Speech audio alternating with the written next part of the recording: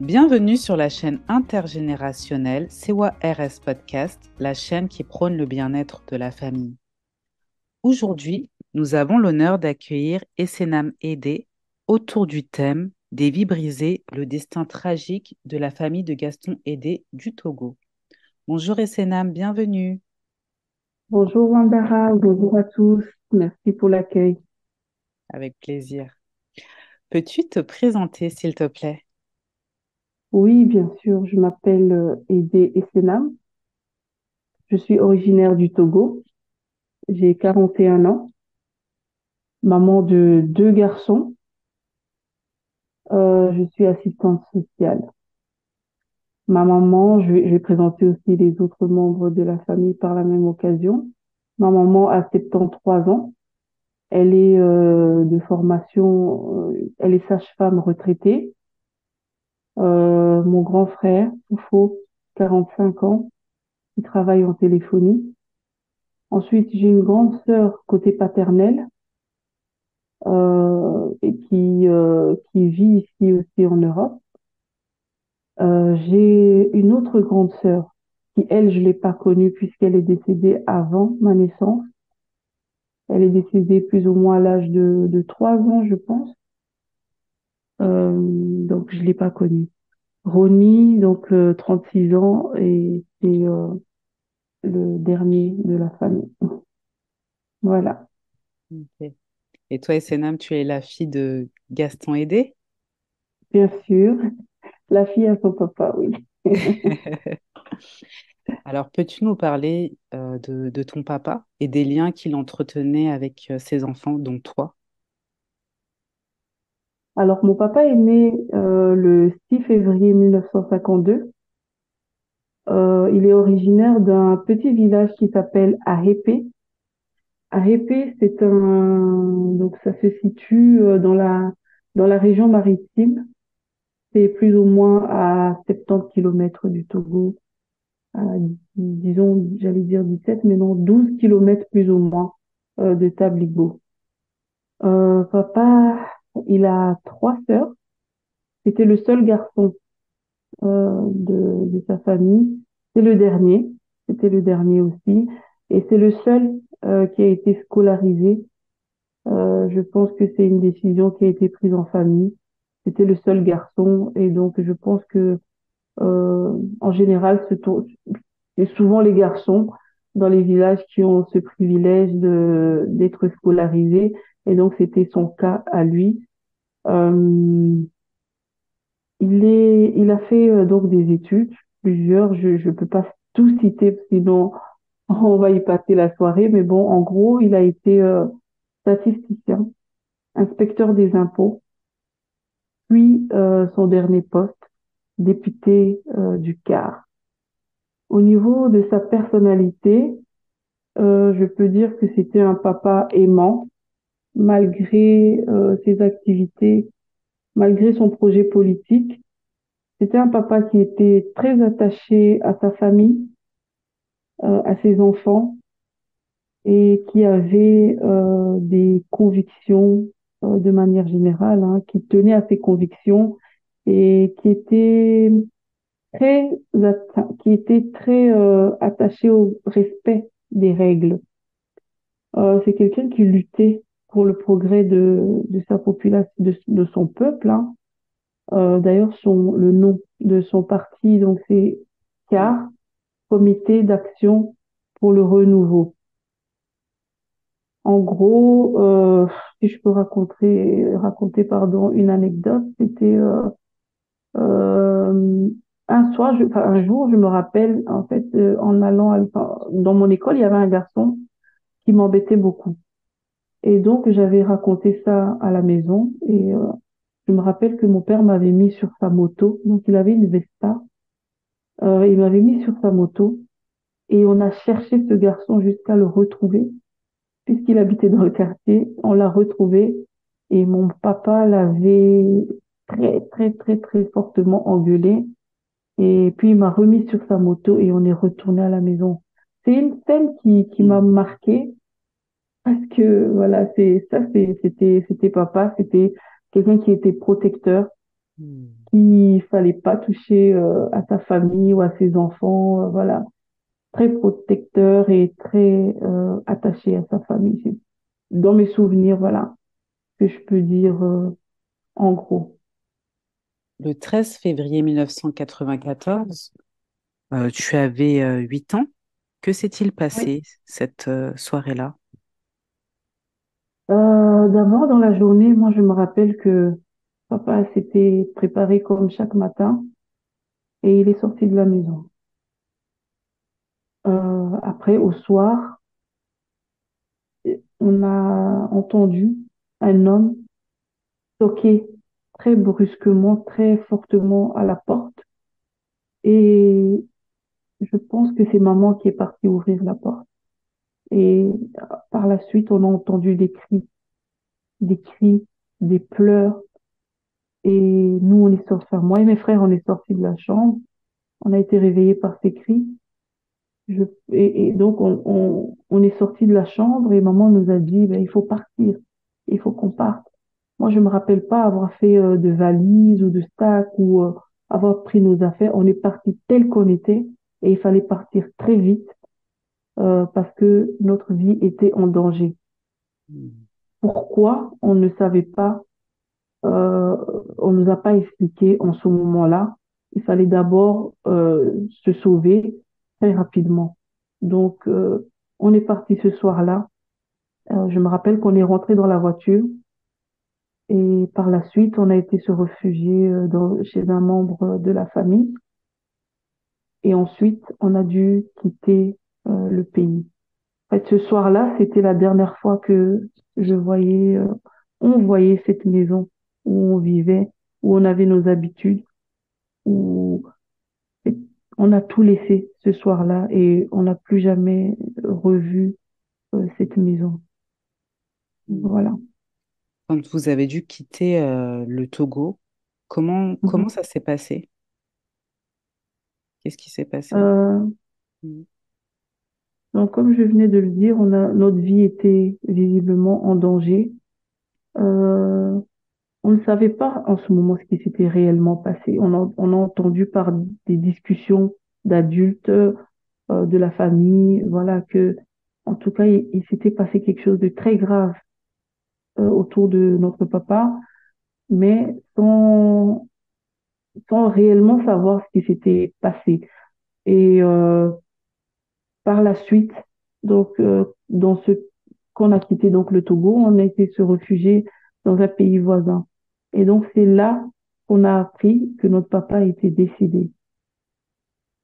Euh, Encore une fois, sans trop savoir comment, ni dans quelles circonstances exactement. On savait juste que notre papa était décédé. Donc voilà.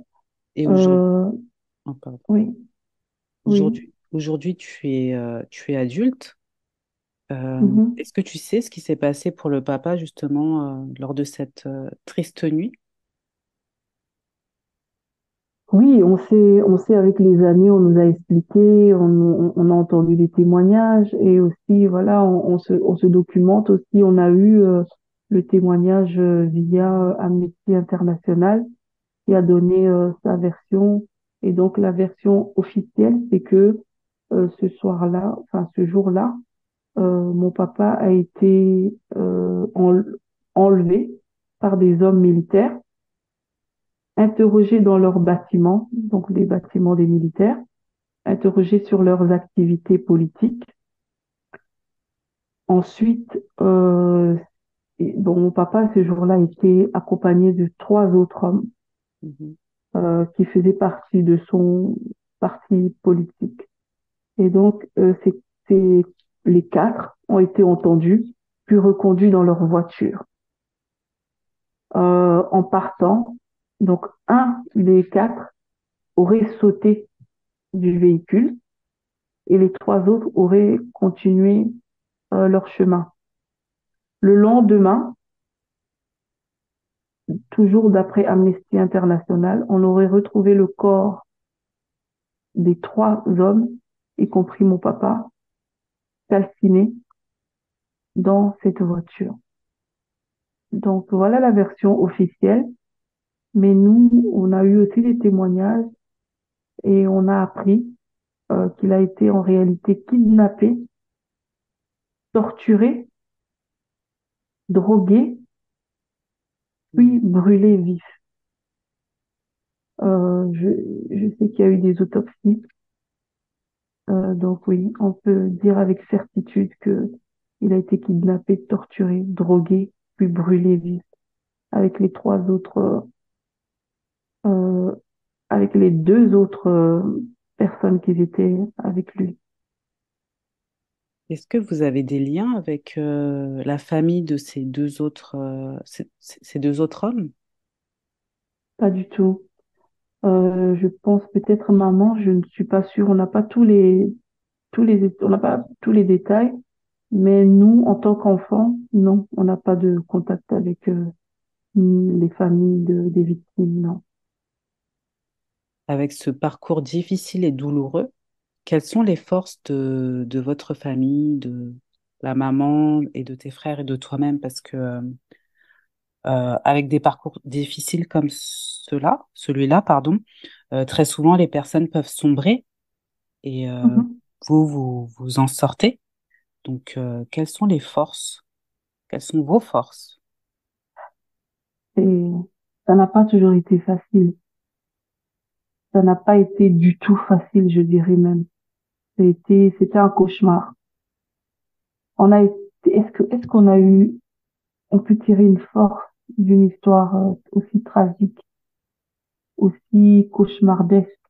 Est-ce qu'on peut, quelle force, je veux dire, allez, on nous a arraché notre vie. On nous a d'abord arraché un mari, le mari, enfin, par rapport à ma mère, son mari, un père de famille, plusieurs pères de famille, plusieurs familles ont été détruites ce jour-là. Leur vie a basculé en un instant, brusquement. Donc, je ne sais pas quelle force on peut tirer d'une histoire aussi tragique, à part se souder. Se souder, on n'avait pas le choix. On nous a pas laissé le choix. La vie devait continuer. Maman, c'était une jeune femme qui se retrouvait veuve du jour au lendemain avec trois enfants sous les bras dans un pays étranger. Donc, elle n'avait pas le choix en fait. Et donc, elle devait continuer à vivre. Ça n'a pas toujours été facile. Il a fallu se reconstruire. On a été totalement détruite. Je sais que on n'aurait pas eu la même vie aujourd'hui si papa était là. Donc non, on peut pas dire qu'on a été. Enfin, je vois pas de force. Moi, je vois plutôt qu'on a été affaibli, détruit et on a été obligé de se reconstruire malgré nous en fait. On n'avait pas le choix. On nous a pas laissé le choix. La vie nous a pas laissé le choix. Donc voilà. Selon toi, votre histoire difficile a des conséquences sur vos vies d'aujourd'hui? Mais forcément, quand on vit une histoire pareille, forcément, il y a des traumas. Il y a un déséquilibre au niveau de la famille, il y a une carence affective, il y a des traumas jusqu'aujourd'hui. Je parle pour ma part en tant que femme. Moi, j'avais un lien très fort avec mon papa et du jour au lendemain, ne plus avoir cet amour, ne plus voir sa présence, le fait qu'il ne soit, enfin, il était plus là, ça chamboule une vie, surtout une fille, une femme. À l'heure d'aujourd'hui, moi, je suis adulte, je suis maman. Et souvent, je dis à ma mère, mais c'est aujourd'hui que je pleure vraiment papa, en fait, parce que je, je, je ressens plus le manque aujourd'hui. Je veux dire, en tant qu'adulte, en tant que femme, il y a des situations où j'ai envie que mon père intervienne, où je me dis, mais purée, s'il avait mon papa, si mon père était là. Et donc, oui, forcément, oui, ça a des conséquences. Ça fait mal, c'est douloureux. Et dans certains cas, ça peut même conduire à faire des choix de partenaires pas toujours allez, on cherche cet amour, on cherche ce manque de d'amour parfois à des endroits où il faut pas. ou avec des personnes qu'il ne faut pas, et pas seulement en amour, même en amitié. On a tendance à chercher cet amour, malgré que notre maman nous a donné tout ce qu'elle pouvait. Elle a fait, elle s'est sacrifiée pour nous. Mais il y a toujours ce manque, voilà. Il y a quand même ce manque qui est là, surtout voilà, allez, mes enfants n'ont pas de grand-père aujourd'hui. Mes frères n'ont pas eu de figure paternelle, qui est très important dans la vie d'un homme. Donc oui, il y a des conséquences. Êtes-vous retourné au pays depuis votre départ précipité, du coup? On est retourné 2 fois. Oui. La première fois après 20 ans. Mhm. Il faut savoir aussi, c'est qu'on n'a pas eu le droit de faire le deuil de notre papa, d'enterrer notre papa, de voir son corps. On nous a empêché, on nous a enlevé ça aussi.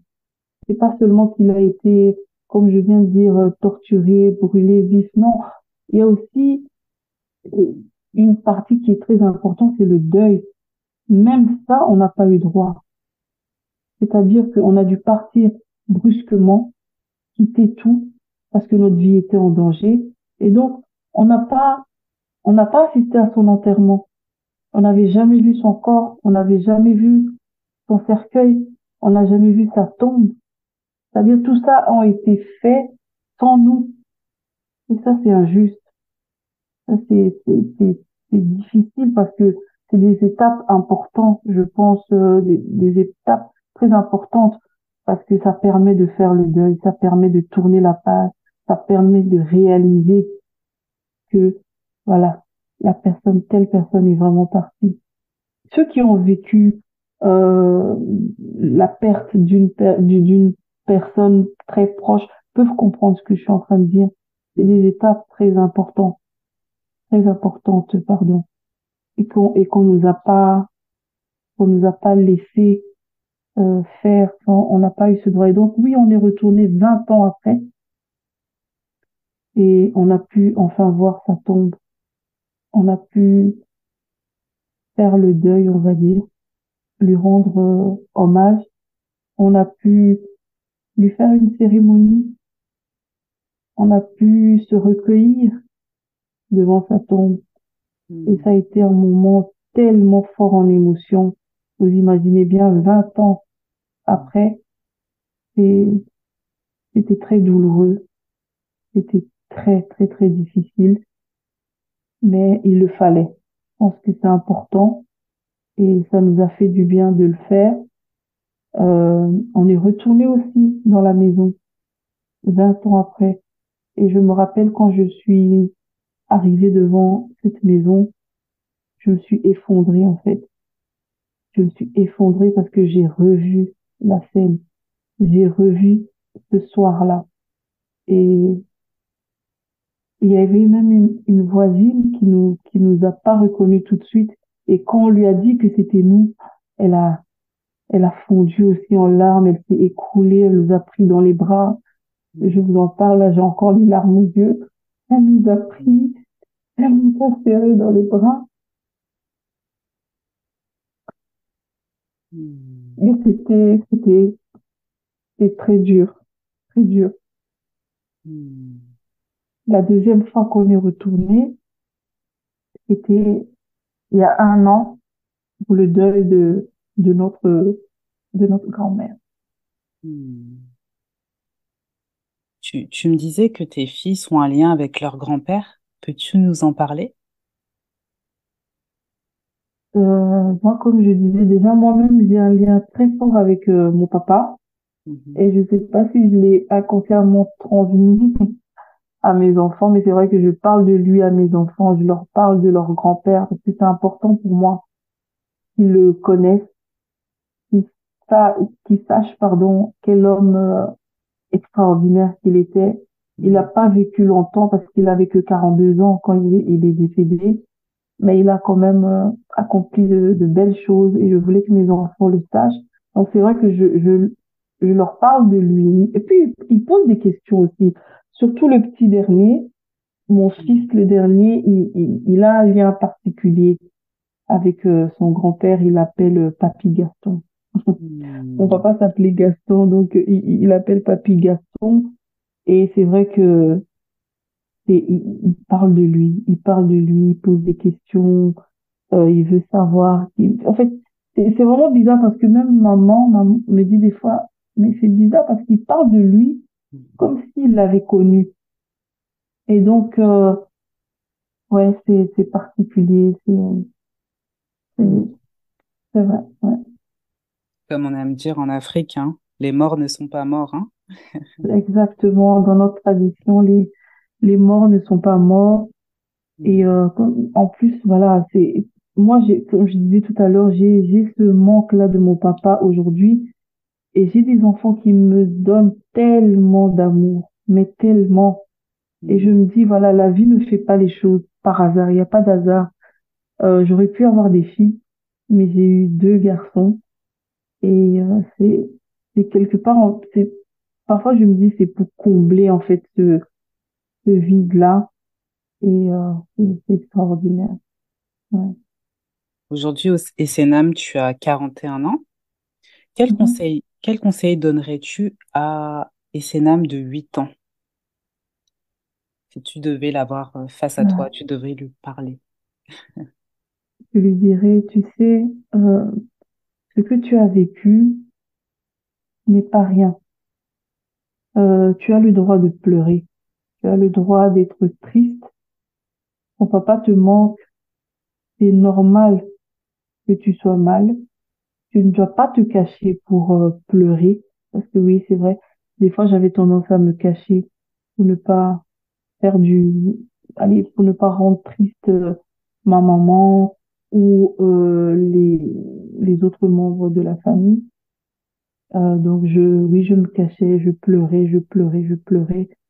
Donc je lui dirais, sois courageuse, euh, parle de ce que tu ressens, parce que ce qu'on ne dit pas, ça tue. Des fois, vaut mieux en parler que de garder à l'intérieur. Donc oui, je lui dirais, sois courageuse et pleure si tu as besoin de pleurer, pleure. Voilà. Est-ce qu'il y a un message que tu souhaites transmettre à une ou des personnes à travers ce podcast? Oui, justement, je voudrais m'adresser aux personnes qui, comme moi, ont vécu des histoires similaires ou qui sont orphelins ou même des veuves, hein, des veuves ou des veufs. Mhm. Euh, je leur dirais de prendre le temps de se décharger émotionnellement. C'est très important. De demander de l'aide, de parler, de dialoguer. S'il y a des enfants impliqués dans l'histoire, parler avec les enfants. Souvent, dans notre communauté africaine, on a tendance à dire, oui, on a des clichés en fait. Oui, les psychologues, c'est plus pour les Occidentaux, nous, chez nous, dans notre tradition. Or que quand on regarde notre communauté, il y a beaucoup de personnes qui feraient bien d'aller voir peut-être un psychologue et parler, dialoguer, mettre le doigt sur certains traumas. Et c'est très important. Moi, je dirais que il faut donc parler, dialoguer, ne pas hésiter à demander de l'aide s'il le faut. Il n'y a rien de honteux à, à parler parce que ce qu'on ne dit pas ça reste à l'intérieur et parfois ça crée des maladies, des traumas. Et donc, c'est important de se libérer de ces émotions négatives. Euh, c'est très important. Je profite aussi de ce podcast pour m'adresser aux familles des victimes et leur dire que on ne les a pas oubliés. On ne les a pas oubliés. On pense à eux et on est de tout cœur avec eux. Peu importe là où ils se trouvent, leur dire que nous sommes de tout cœur avec eux et qui restent courageux. Beaucoup de courage, beaucoup d'amour. On leur envoie beaucoup, beaucoup, beaucoup d'amour. Quelle action ou projet peut-être souhaites-tu mener en rapport avec ton papa? J'aimerais bien, mais déjà ce podcast, merci à toi Wandara, parce que voilà, après toutes ces années, plus de 30 et quelques années, on n'a jamais pu parler publiquement de cette histoire. Donc merci à toi, merci à toute l'équipe de m'avoir permis de faire ce podcast, qui est un premier pas, mais ça m'a donné en fait envie de, de faire pourquoi pas un documentaire, euh, aller peut-être plus en profondeur sans vraiment parler de la partie politique, mais voilà, présenter, oui, voilà, un documentaire ou pourquoi pas un livre.